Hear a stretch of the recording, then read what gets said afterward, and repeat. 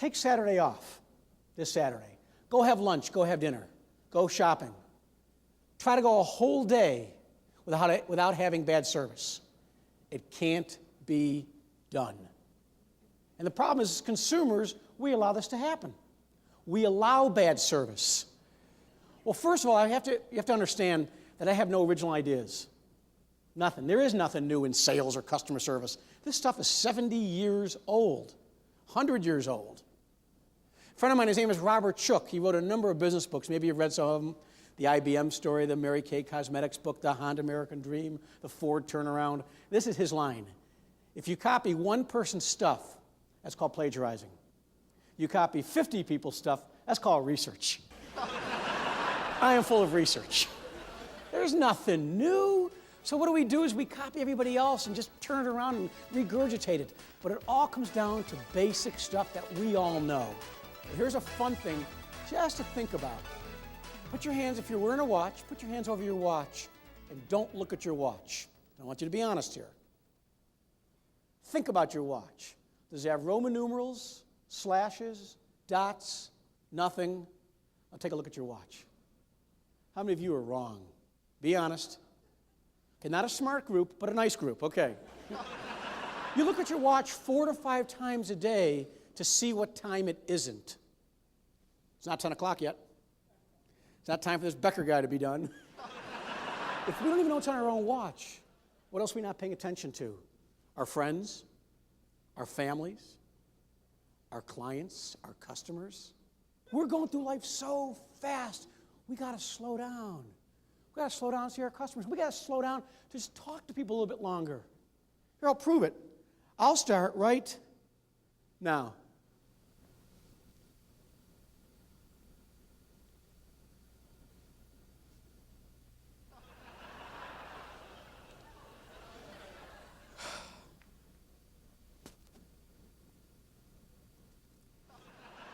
That was 15 seconds.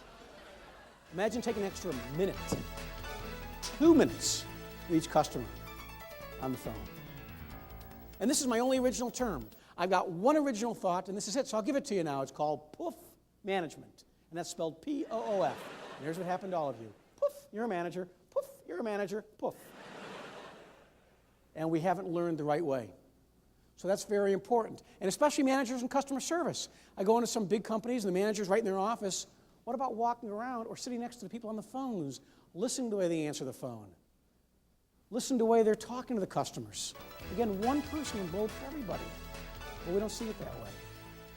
We manage paper better than anybody else. We don't know how to manage people. How many of you are in management? All right, and here's what happened to all of you. You either did one of two things, a good job, or the person ahead of you got right size, down size, left size, quit, fired, whatever, and then the promotion fairy came by and went, bing, you've been promoted. Whatever job you were in beforehand was either sales, administration, clerical, and your job is to think about who? Yourself, right? And then the promotion fairy came by and you got promoted. The next day when you show up for work, you got to do a complete 180, change your thought process, and when you show up for work tomorrow, you've got to put the whole team first. Who's training any of you to do that? Nobody. So what do you start doing? What you think is best. I'm on the way to the airport, and I hear a great song on the radio, a great song, and I got to stop in to get this, I go to the wall, and I got the rack, the CD rack there, pull it off, and we'll just call the place Brain Dead Electronics. You figure it out later. And so I go to the counter, and the two women are talking to each other. Who's ever had this happen? Okay? And so you do one of these things. And they still ignore me. It's like a toot on the horn, when you're behind somebody, you give it a little bit louder toot. I said, excuse me, can you ring me up? And they give me the look, like, how dare you interrupt our conversation? And they continue to talk. Excuse me, can you ring me up, please? So now she rings me up, and they're still talking. And now to slow me down, you know how you see the nickels, dimes, quarters in the drawer? She's breaking open new rolls just to slow me down. Now, before we go any farther, we have to take a vote. Do we vote to ruin her day, or do we let her ruin my day? What do you guys vote for? That's what I voted for, too. Now, before I go any farther, please understand, I am not an evil little man. okay? What are you clapping at? Look how big I am. No. So now this is the only other flash of brilliance in my life. Seriously, I had the one, which I told you about, and this is the second one. So I'm walking out of the store, and I'm getting mad. Like, how do they treat me like this? All I want to do is buy a CD. So I turn around, and I get this idea. So I walk back in, and I see her name, whatever her name is. I said, Debbie, my name is John Leaf. See, my friend John, what he does, he always uses my name. Every time he calls these sports stations, you know, these radio stations has the wrong, stupid answer. What's your name? Hellbecker. So I'm getting calls, hell, I heard you on the radio. It wasn't me. So my name is John Leaf, that's L-I-E-F, and I am from the Brain Dead Electronics Corporate Super Shoppers Program. And this is the worst service we've ever seen. You've been shopped, and let me tell you something. Today, right now, this instant is your last day. I'm going to the car, I'm calling headquarters, I'm going to have the exit paperwork filled out. I want you to parade yourself in your manager's office and tell them, Mr. Leaf, that's L-I-E-F, was here from corporate because you're gone now. And she's like, no, you shouldn't butt me. You don't treat customers this way. Now, as I'm walking out, she can't see me, but here's what I'm doing. Yes, yes, yes. And I think, oh, hell, you're so mean. Here's what's going through my head. Here's what she's going to do. In the manager's office, Mr. Leaf was here from the Corporate Secret Super Duper Secret Shoppers Program. Who? Mr. Leaf? From the where? From the Corporate Secret Shoppers. We don't have a Mr. Leaf. What are you talking about? You know, from the Shoppers Program. What Shoppers Program? We don't have one. What are you talking about? Nothing. We got to be talking about something. No, nothing. Well, no, there's something had to go on, Debbie. Please just tell me what. No, nothing. And either way, she's in trouble. Yeah. Now, that's part of the book. The next part is what they should have done. What they should have done is simple. This woman should leave and go work for the Bureau of Motor Vehicles. Here you can have a job for life, and you can be nasty. We don't care. We're expecting it. But if you want to have an incredible company, you have to have a triple win. If you do these three things, you're guaranteed great service. Number one, the customer has to win. I don't know about you, and I have a problem. If I did what I was supposed to do, I paid for the present or the gift or the product, or I paid for the service, I expect it. But if all of a sudden something happens, I'm the bad guy, wait a minute, I did my end of it. So number one, you must empower the employee to take care of the problem. If the employee takes care of everything, don't they feel great about themselves? Imagine that housekeeper, busboy, I'll take care of that for you, sir. Really? Wow. They feel great. Number two, I feel good because I wasn't bounced around. I wasn't like, go see this person, see this person. Now it's my fault that I have to do all this. I didn't do anything. I just wanted a good service. So number two, make the customer feel important and take care of it.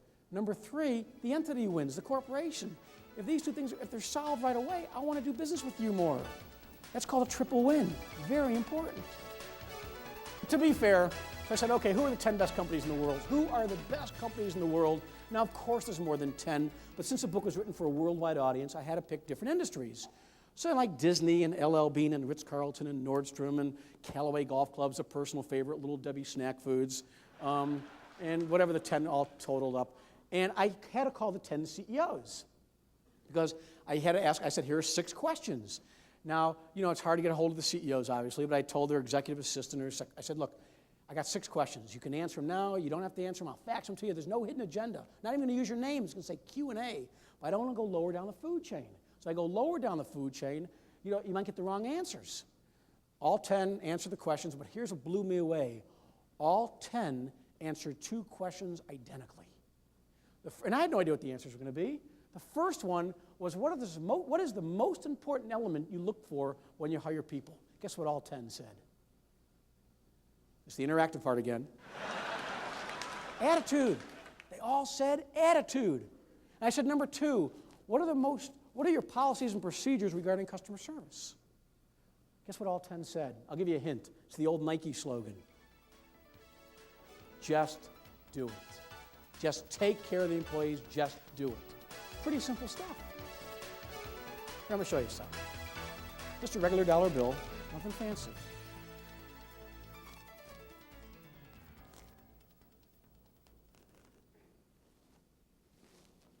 If you know what this is called?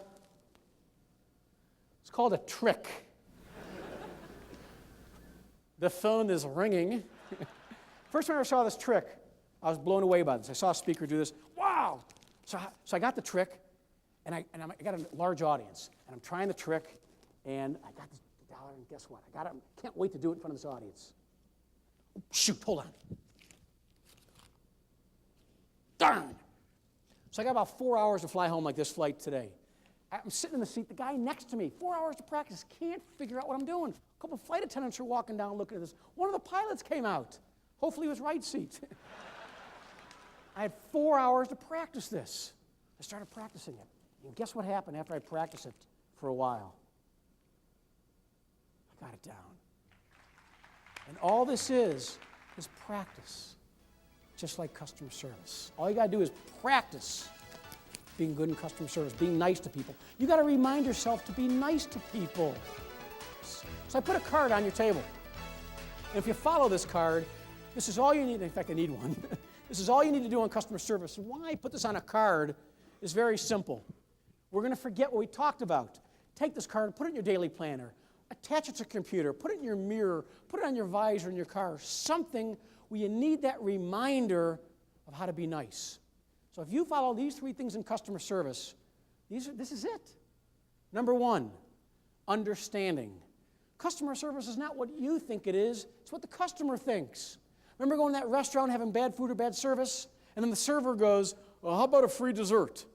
Well, maybe you're diabetic and now you go into a coma. Maybe you don't want a free dessert. Maybe they should just ask, what can we do for you? That's all you have to say is, what do you want? Number 2, being creative. Customer service is doing more for the customer than the customer expects. Do more for the customer. Imagine if you're going to tell someone like Palm Pilot, we'll get it there in 2 days, and it's there in 1 day. Or you take your car in for service, and they say, well, it'll be ready at 4 o'clock, but it's ready at 1 o'clock. What can you do to go above and beyond the customer's expectations? Number 3, realize that the customer might not always be right, but they're in charge. Who's ever heard the line, the customer's always right? The customer's never right. They're usually dead wrong. But they're in charge.